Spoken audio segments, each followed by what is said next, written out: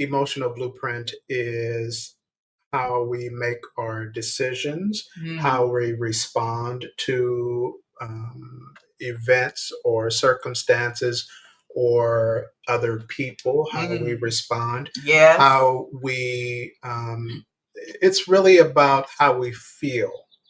And how we feel is governed by this concept of emotional blueprint. Basically, your blueprint, your emotional blueprint, is derived from past experiences. It's derived from even from your parents. So online, Google, let me tell you what Google says. So Google says the blueprint, emotional blueprint is formed through a combination of genetics, predispositions. So genetic predispositions. So that's something that insinuates it's beyond your control. Yes. Early childhood experiences, again, something that is typically beyond your control because you're a young child. You don't pick your parents. You can't pick your parents. Cultural influences.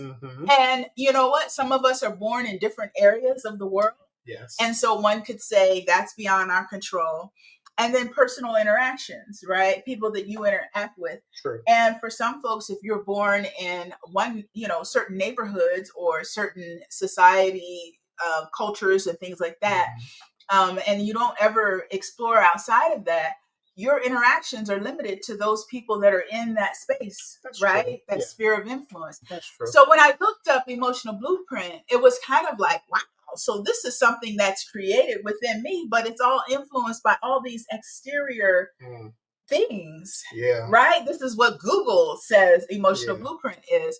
And so, what are your thoughts? Because you had some thoughts that you shared with me about your take on that. Well, for the most part, those things are true, right? For the most part. I mean, you don't have a say-so in who your parents are, the family that you're born into, what your economic status of, how much money you have, and even when you're a child, you don't really have a say-so of the experiences that you experience. Right. Oftentimes, children are subjected to experiences, right? And those experiences mold their emotional blueprint. How they emotionally respond to certain things, right? Good or bad, right? It is what it is. It is what it is. I don't see it as good or bad. I see it as it just is. However, that's not what I like to do when I'm doing projects. I do change orders. Okay. I do change order. And it's time to change. That is when it's time to deviate away from the plans. Yes. The plans at hand. So I look at something and I'm putting something together. I'm remodeling someone's kitchen or something. And the plans say this or that. And it says, 5 inches, 10 inches, whatever. And I say, nope, that's not going to work. That doesn't feel right. Right. So the blueprint may not always line up with what you want or you desire. I, as the builder, reserve the right to do a change order. Gotcha. Deviate outside of the plans. Yes. Make my own new blueprints.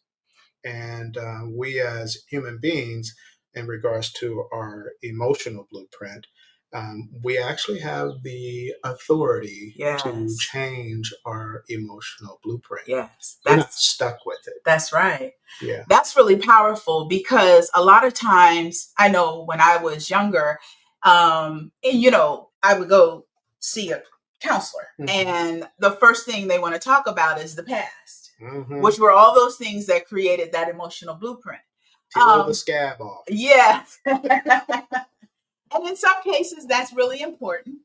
But for me, what became more important as I got older was exactly what you were talking about, reserving the right to change the plans. Yes. Changing the plan, saying, this is not how I want to react to things, right? If I have a tendency to knee-jerk reaction if somebody says a certain thing, but it's not productive, I have a choice in this. Maybe that was the environment that I grew up in, but I don't always have to act that way. And that was huge for me because I grew up in Philadelphia, okay? And so there were things that if people did a certain thing, it was a code. If you said a certain thing or did a certain thing, immediately that meant fight.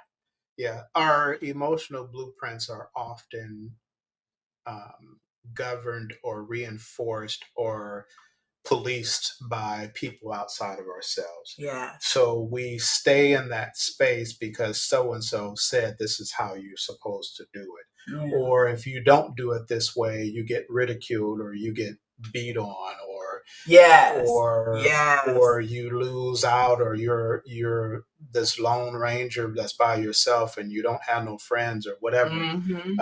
And sometimes those things don't feel good and people end up staying a certain way because that's just how it's done, right? And that's how you're supposed to be.